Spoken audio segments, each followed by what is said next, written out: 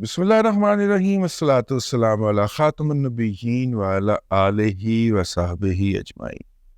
السلام علیکم ورحمۃ اللہ وبرکاتہ۔ دو تین خبریں ہیں، میں نے کہا آپ کی خدمت میں پیش کی جائیں۔ اس کو آپ نے سائیڈ بائی سائیڈ رکھ کے پڑھنا ہے اور پڑھ کے پھر آپ نے اس کو آگے لے کے۔ پہلی خبر تو ہے وہ ہے جمعے والے دن آئی تھی، اور خبر کچھ یوں ہے کہ اڈیالہ جیل میں قیدیوں سے ملاقات پر پابندی میں مزید توسیع کر دی۔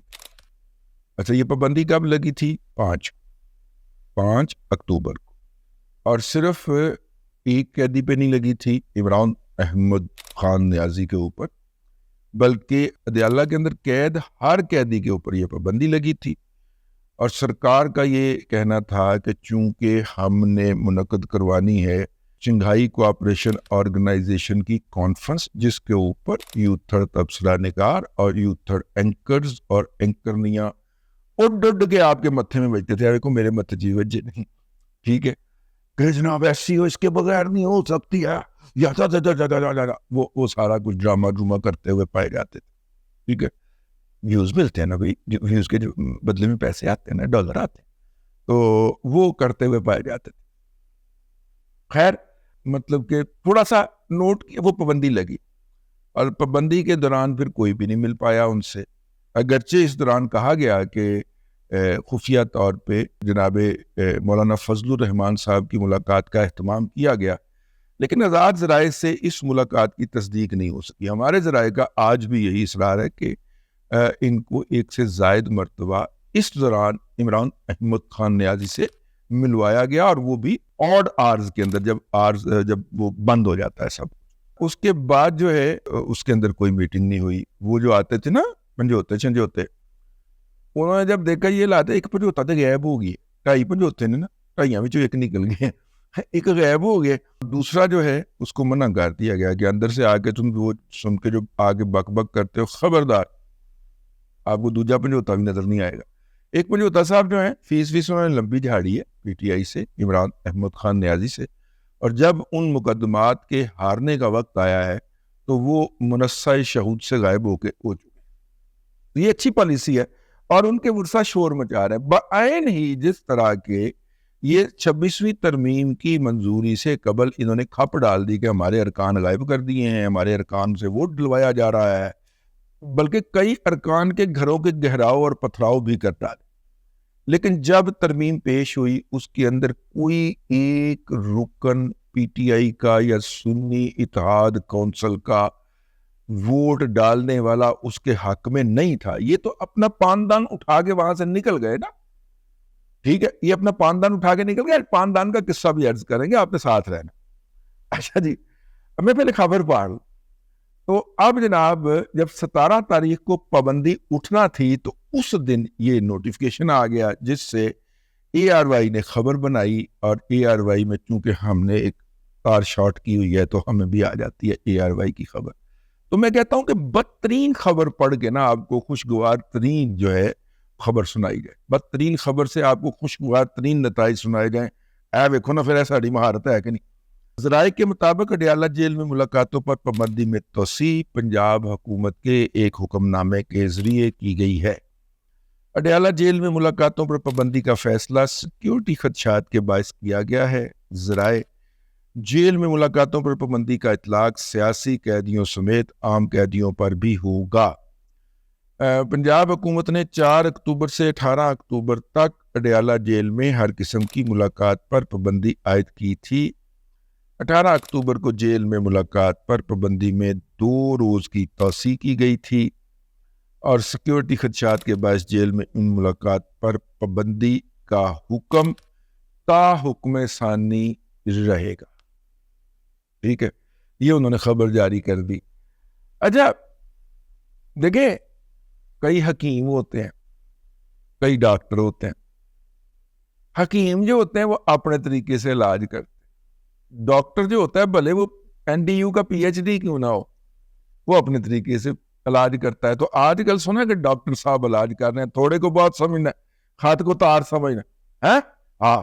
زیادہ سوال نہیں کرنا ہے، اس ہوتے سمجھنا ہے۔ بلا این ڈی یو میں سے پی ایچ ڈی کس نے کیا تھا، آج کل کس اعلیٰ عہدے کے اوپر مت مکن ہے، تو وہ آپ نے سمجھنا ہے، بعض باتیں کہنے والی نہیں ہوتی۔ اس کے بعد جناب 2 دن بعد بلکہ 3 دن بعد، یہ 3 دن پہلے کی خبر، 4 دن پہلے کی خبر، تو یہ کل کی خبر جو ہے وہ 3 دن کے بعد پھوڑی گئی، اور اس خبر کے مطابق تحریک انصاف نے چیف جسٹس کی تقرری کے لیے پارلیمانی کمیٹی کا بائیکاٹ کر دیا۔ یعنی 26 ترمیم منظور ہوئی، ووٹ ڈالے، مخالفت میں ڈالے، لیکن ڈالے۔ تقریروں کے لیے سب سے زیادہ ٹائم لیا انہوں نے، تقریریں کی، تبرع کیا،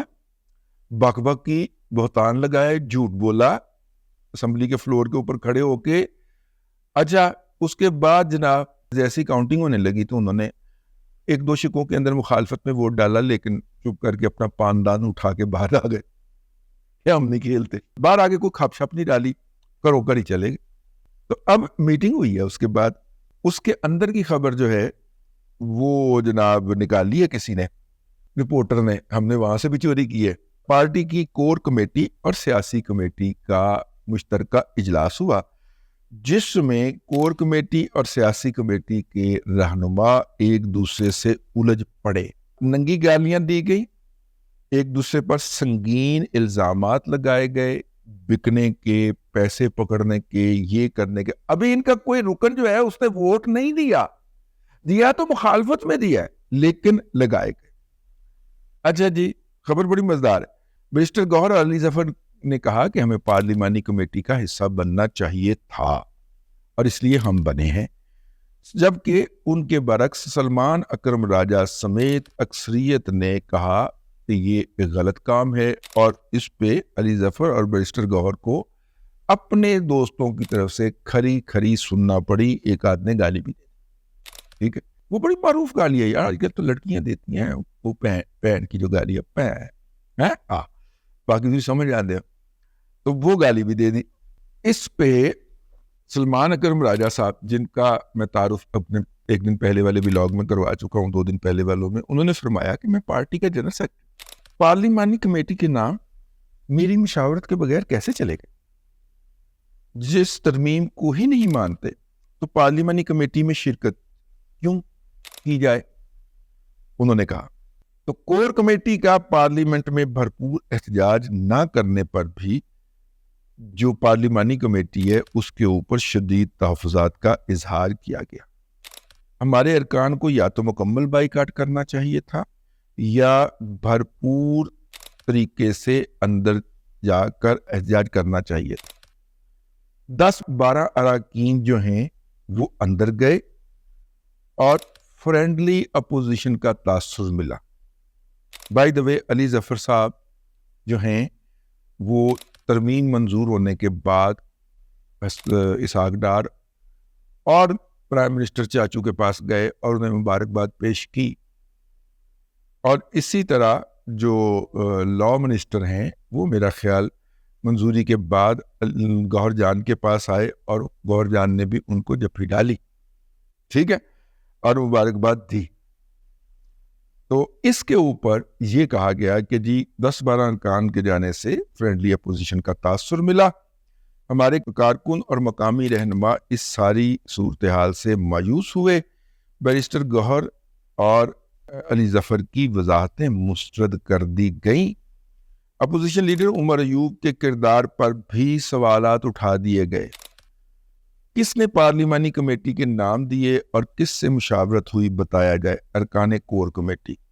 نام دینے ہیں یا نہیں، کور کمیٹی اور سیاسی کمیٹی کو اعتماد میں کیوں نہیں لیا گیا، اس کے اوپر بحث ہوئی اور اجلاس جو تھا وہ غیر کسی نتیجے کے ملتوی ہو گیا۔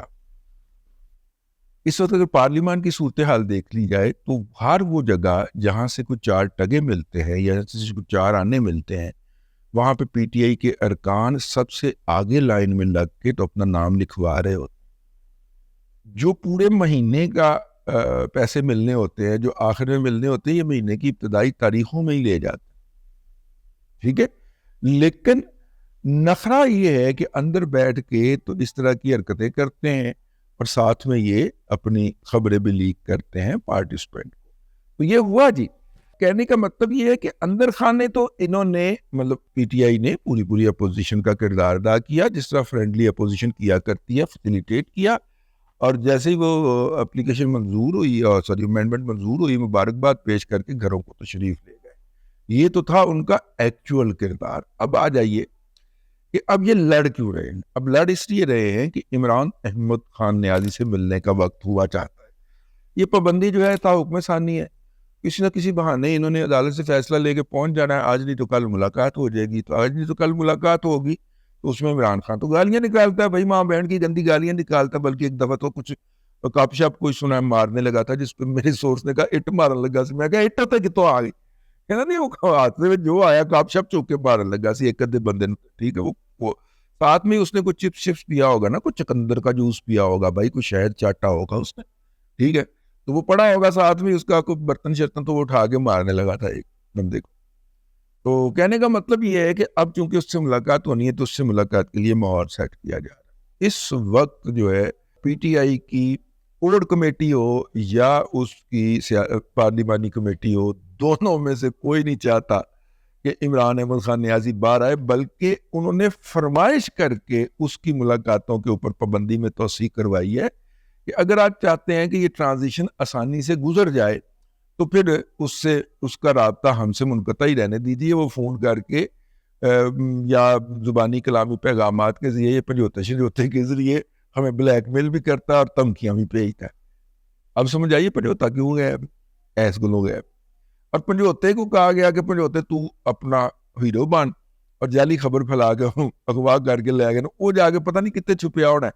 ٹھیک ہے، اور وہ جناب کیے جا رہے ہیں کہ جناب پنجوتے کو اغوا کر لیا۔ چوتھے کے دن انہیں بھی زین قریشی صاحب کی مسز کی طرح خود ہی گھر تشریف لے آنا ہے کہ جی میں تو صرف بچوں کو لے کے شمالی علاقہ جات میں گیا ہوا۔ 12 جی 2.5 پنجوتے ہیں، جو ایک پنجوتا گیا ہے تو 1.5 پنجوتا باقی رہ گیا ہے، تو ہمیں ان کے ساتھ بڑی ہمدردی ہے، جہاں پہ بھی وہ غائب ہے ان کو حاضر کیا جائے اور پیش کیا جائے عمران احمد خان نیازی کی عدالت کے اندر، تاکہ وہ اپنے پیسے کا تو حساب لے سکے جو انہیں کیس کی فیس کی مد میں دے رکھے۔ اب تک کے لیے اتنا ہی، اگلے ولاگ کے اندر پھر حاضری ہوگی۔ اللہ تبارک و تعالیٰ آپ کو آسانی عطا کرے اور آسانی خلق خدا میں تقسیم کرنے کی توفیق عطا کرے۔